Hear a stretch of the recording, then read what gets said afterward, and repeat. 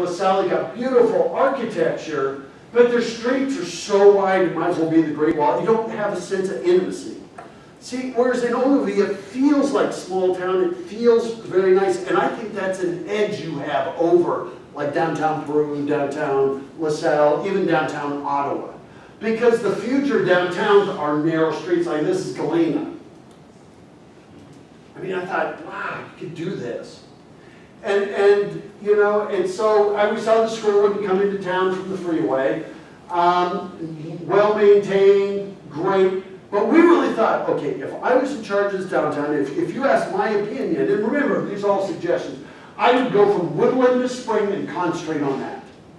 By the way, a lot of the commercial areas down here kind of turned into residential. I think that's fabulous, they should. You're never ever going to be the retail you used to have. You're never going to outcompete the big boxes in Peru, and you're never going to outcompete Amazon. 50% of all households in America are Amazon Prime members. That means they're paying $100 a year just for Amazon Prime. You're not going to outcompete them. I think that if you could take these blocks here and let these be residential, I'd love to see artists live workspace. I think it'd be fantastic. And so this is kind of our pick. Remember, these are just suggestions. I think some of your businesses, I love it when you see the beautification right here. But I thought we didn't know what the name of this place was. It just says Budweiser. And so we had no clue. And I love it on the front. I love it. Good friends, good drinks, good times, and everything.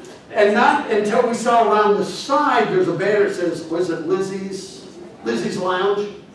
And so, but I thought it would be, instead of the Budweiser sign, maybe we should say Lizzie's Lounge. Because if we're going this way, we don't even notice it. We don't know what the name of it is. But, once again, I thought it's great. Even for most lounges don't put out any flowers or anything. What's really important in Oglesby with so many vacancies, if you don't do this, we don't know whether you're in business or not. Because it's hard to tell. You know, I think down here Bulldogs also do a great job. I mean, it looks great. What's that? Congratulations. So, you know, I think, first of all, you need blade signs. Blade signs are signs that are perpendicular. When we walk down the sidewalk, driving down the street, we see signs that are perpendicular to us. And we don't see this. The Coralinos, I would never have even known it was there because there's no signs perpendicular like MJ's is. And by the way, even MJ's, the days of the backlit fluorescent signs stick you kind of in the 70s. Those signs have been gone for decades. And so I'd probably modernize it. But if you're going down and you want to know what's in these shops, you have to walk out in the middle of the street to see what's up there. Blade signs. And it's the same with, is this Claudette's? The only way you would know that is I'm standing in the street. There's no blade signs. So that's something they could do. These are blade signs. By the way, notice something that says chocolate, collectibles, train, restaurant. So Claudette's, I don't know what it is. I don't know if it's a restaurant. I don't know if it's a bar. I don't know what it is. What is it? It's a bar. But so the blade sign should always say local pub or something, you know, rather than just Claudette's, because otherwise we don't know. We guess that's what it was. I think it had neon signs in the windows. But these are blade signs. These are blade signs. That's in Nantucket. And notice they're fairly consistent height and size. There they are. This is Carmel, California. And that's some of your businesses downtown need to do blade signs. They're not really expensive to do. And so there you go. This is Canmore, Alberta. You can see there like that. And there's some general rules. That will help your businesses as we're driving down. The next thing I would like to see is sidewalk cafe dining. I don't know why none of your restaurants do it. And if it's not allowed, then we need to work on some ordinances. But I got some ideas. But this is in Utica. They just started doing that, actually. Well, it makes a big difference. Because when you see that, it just makes it more inviting. It just makes it great. I mean, you do it everywhere. And it's just, I'd love to see you start doing that. I mean, it just makes it inviting. Because you've got all these places, there's just no blade signs, no, and I thought, man, if they just put a couple tables and chairs out there. Now, there is a thing in the U.S. that you have ADA, Americans with Disabilities Act. If you put tables and chairs out there, can we get around? And there are ways to work around that, and I'm going to show you how you could do that without going out and spending all the money to widen sidewalks.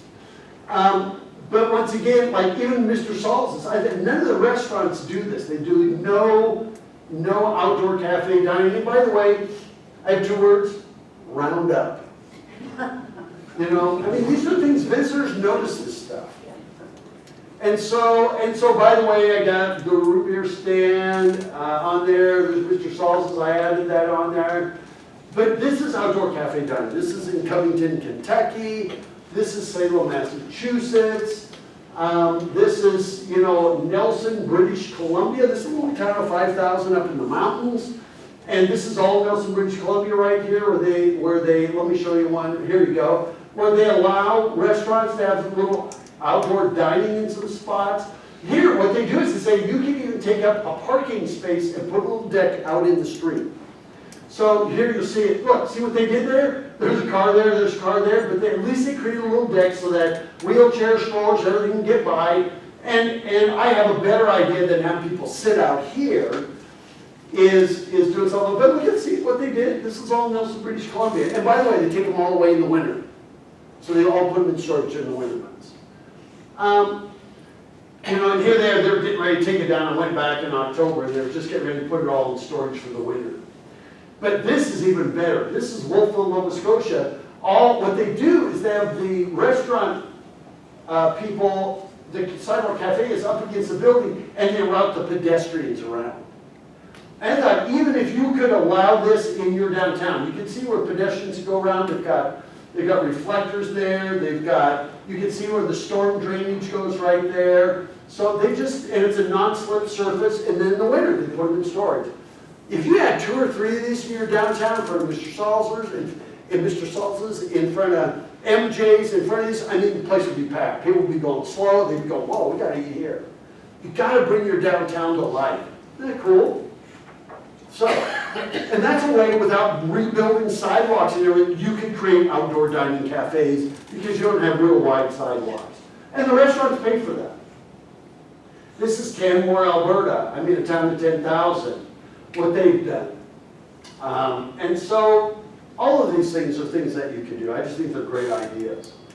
And by the way, we're working in a place called Barrie, Ontario, and they said, oh, the city doesn't allow those. The city says, yes, they do. And this restaurant, Rick Sharp said, Roger, I want you to go down, Secret Shop City Hall, and try to get a permit to do that. And when I went to City Hall, they tried to discourage me from doing it. They said, we need to see architectural and engineering drawings. You know, it will cost you about $15,000 and take about 10 months to get a permit. Well, no wonder they said the city didn't allow. I went to a city council meeting, and in 15 minutes it was, you could give us the drawing on a paper napkin, and here's the list of rules. You have to have reflectors, there has to be no trip hazards, on and on and on, and it's $250, and we'll give you a permit in less than 10 days. And within a few weeks, they had like 14 of these in their downtown. Changed everything.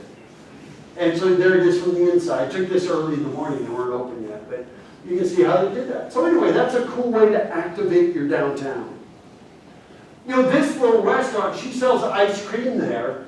And what happens is when you have people out there eating ice cream, all of a sudden everybody's in line to go buy ice cream just by seeing them out there. So these are things you can do. Also in downtown Oglesby, really, you have 2-hour parking in your downtown with 50% vacancies? You know, I think down the road, I think that might be fine, but even the signs are getting kind of rusted and everything. However, there's actually nothing wrong with 2-hour parking as long as you have on the sign all-day parking here. Because there's only one that just says, you know, that one sign that points the wrong way to the Dickinson House. There's no real signs that say this is public parking. But if you put 2-hour parking along the street, all-day parking here, no problem. Because what you don't want to do is, here's the rationale. We cannot get our employees to park somewhere else, we're going to punish our customers instead. That's what 2-hour parking does. Because what if we want to go to restaurants and we're doing something else in downtown, and all of a sudden you're 2-hour parking, really? And by the way, do you enforce that? No. Okay, good. I mean, you know, Because you know what, if somebody ever got a ticket while they're trying to spend money in town, even though they broke the law, they write you off. So anyway, I think this is a fabulous parking lot. I think it should be part of your way. I think the beautification is exceptional. But once again, this sign down here is really easy to miss. And so, because you know what, when we were downtown, we moved our car, we walked all the way up and down, we kept moving our car every 2 hours because we weren't sure. And we didn't know this was bike parking until we saw that sign there that doesn't fit any other signs. So, the next thing you could do is, I talked about doing that visit, the Adventure Center, but what if you did, I even thought, could you do 24-hour visitor information even at City Hall? You know, like right in here, mount something to the wall. And I'll show you what. These are the things, this is what I was saying about tickets in the house. Just do one of these little real estate brochures, got a little flap on it. You have a brochure about tickets in the house. Or even that at City Hall would be great. Or I love this one. This is North Platte, Nebraska. I love that one over there. It's got room for their state visitors guide. You could do LaSalle County, then you could do your best of guide. And they actually had somebody fabricate that. I think it was like $300. But if you had 2 or 3 of those, one near your ball fields, you know, maybe one on City Hall. That way, until you have your Adventure Center going, you actually do have visitor information. Then put a sign out in front of City Hall that says visitor information that shows them where this is right here. Because I don't want you to take down what's on the freeway. It'll never get back. But on the other hand, you need to deliver on the promise. You said you had visitor information. This is a quick, easy way to do it.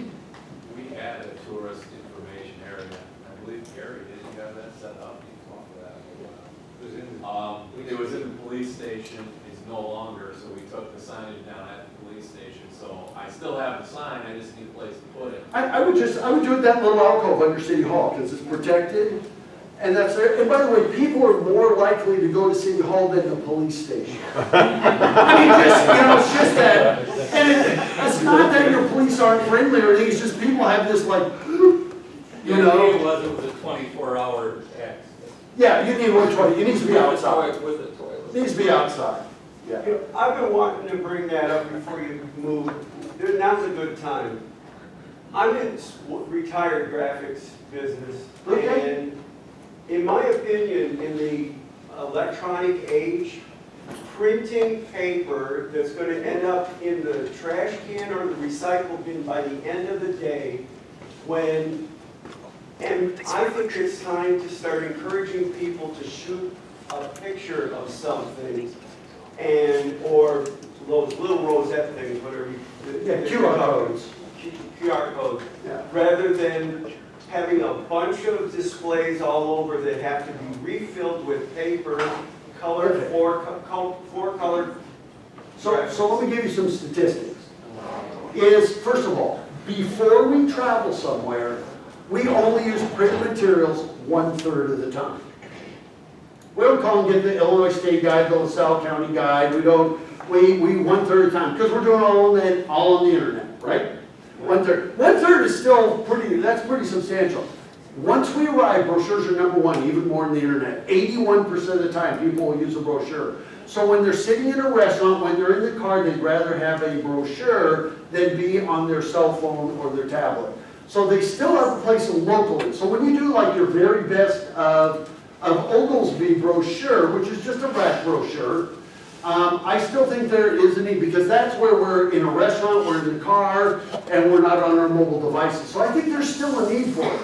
But I also believe it would be great that for people that want to do this, they can do the QR code and it pulls up an app. If you have an app, I don't think you do, or a way to get other visitor information.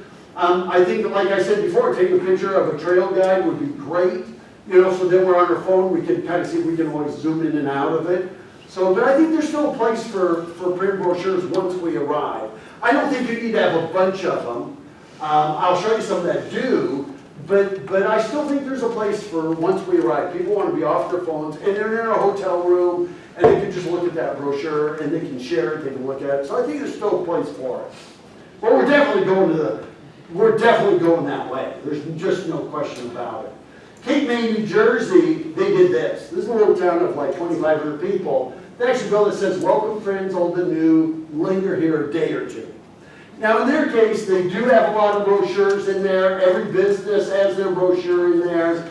And even they are starting to reduce the number of brochures and are doing things more digital. But just having visitor information one way or the other is really, really helpful.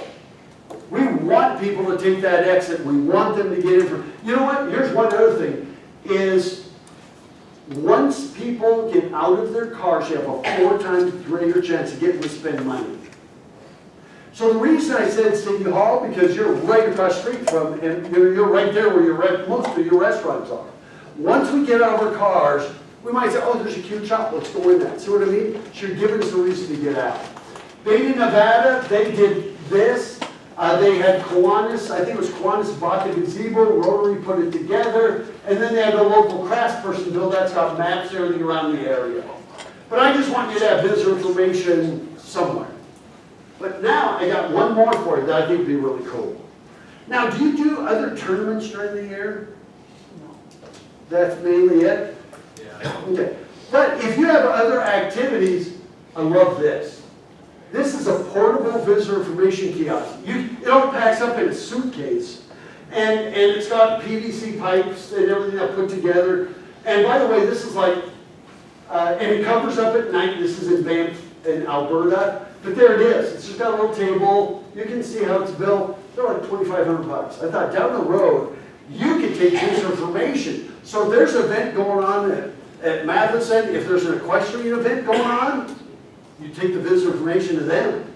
If you've got a tournament going on, you take it right down there to those Dixon Field, and you just do it right there. I just think these are really a cool thing to do down the road. So if you have, I would say the best way to get visitor information to people, take it to them. So, super portable, that's who makes them, and you're going to get all this. By the way, this is being recorded, but I'm also going to be sending Becky over the weekend all of it. You're going to see the presentation, all the slides, everything. So you're going to get all of this. So it's good stuff. And so, by the way, Banff, they bought 4 tourism uses, 2. One they use for parks. And they use them during the peak summer season. So anyway, cool thing to do. We even have a video in the library just about visitor information in the digital age, which is what you were saying. Right. Talks about that. So, here's our big challenge. When we walked in those blocks, 22 vacancies. And, I mean, even ones we thought weren't vacant, like the funeral home, but then when we looked in the window, it looked like a storage area, So we thought, okay, more than 50%, we gotta figure this out. I really believe that doing that adventure, you need an anchor tenant. What can you put in downtown that people going to these parks will say, we have to go downtown almost before? The reason I did the Adventure Center is because it would fund itself, because you're renting all those little booths for $50 a month, $100 a month, or whatever, and they're all, it's a business incubator. But you have, most of these buildings seem to be in pretty good shape. I didn't see any that were in danger of falling down. I mean, I love this building. I thought, man, I thought this would be a fantastic outfitter, bike shop, outdoor gear retailer. Once you start getting people downtown, it'll bring downtown back. So now, how do you do it? And by the way, there is a nonprofit in Minneapolis called ArtSpace. They just bought a building in downtown Michigan City, Indiana, where we're working. But this is the kind of building they would absolutely love. And what they do is they convert the upper floors into arts and litter space. And then down below is where they have their foundries, their glass blowing, their gallery, their everything.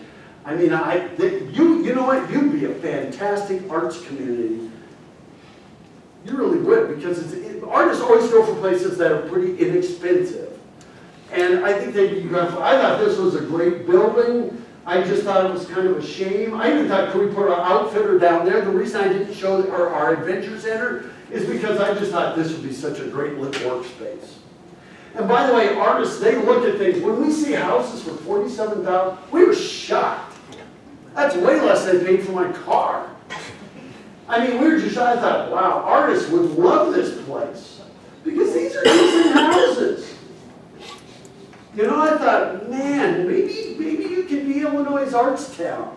I mean, I even thought like these buildings here could be foundries and glass blowing studios. I don't know if these are salvageable or savable, but you know what? I just thought maybe you should kind of go down that way. That might be a great way to revitalize downtown. You know, even a little studio like this, I thought this would be a fantastic little coffee shop. So you have to start thinking that way. And by the way, the future downtowns is not where we go to buy socks, hosiery. You're never going to outcompete Walmart, and you're not going to outcompete all these things in Peru and LaSalle and everything. The future of downtown is the butcher, the baker, the candlestick maker, really. Seriously. You know, we're moving from Macy's to Etsy. That's the kind of shops you want in your downtown. And wouldn't it be cool if you had a microbrewery? So, what do you do first? Here's the way you revitalize downtown. Is where people are consistently, retailers will follow. So, you don't bring the retailers here first and then hope that customers will somehow magically appear at their door. If you can bring downtown, people downtown, if you had 100 people downtown every night after working on weekends, you would have no retail vacancies in your downtown. As a matter of fact, when we do these assessments, we always try to find places where we can spend up to $300 besides food and beverage. Yet zero. Now, you do the little florist gift shop around the corner, you know, but it's kind of out of the main downtown. But, so we thought, what if you turn that space right there into a year-round program public plaza? Right there. So I thought, what you would do, what I would do with this space is, first of all, I would take out the lawn and I would put in paver stones. Because the lawn can get mushy, it can get, it's a pain to maintenance, but you don't want it to be asphalt. By the way, I went out there and measured this. I went to Home Depot, you know, and I bought a measuring thing. And it is 33,300 feet, which is absolutely perfect for a community of your size. When I talk about paver stones, I'm talking about things like this or like this. Because water can go through there. You can actually lift them up if you ever want to add power outlets down the road. So I thought if you could just take a space and just paver it, you could have whatever designs. You could even do pavers, colored pavers, the shape of Starved Rock or rivers. See what I mean? And you create a nice surface. Because this is what they do in Italy. Forget all these blue boxes. I was using those for measuring devices. Then what I would do is put in shade trees. I put in shade trees like this. Every 30 feet, I put them in raised, and I would put your stage back there. That's where your stage has to go. So, and here's why. And I came from the concert industry. Is the sun should always shine in the eyes of the performers, not the audience. That was the problem Tuesday night. Because I couldn't even take a picture without getting all the sun glare. And that's why, luckily for this, the sun, by the time 7 o'clock got down, I took this right about 7, it finally went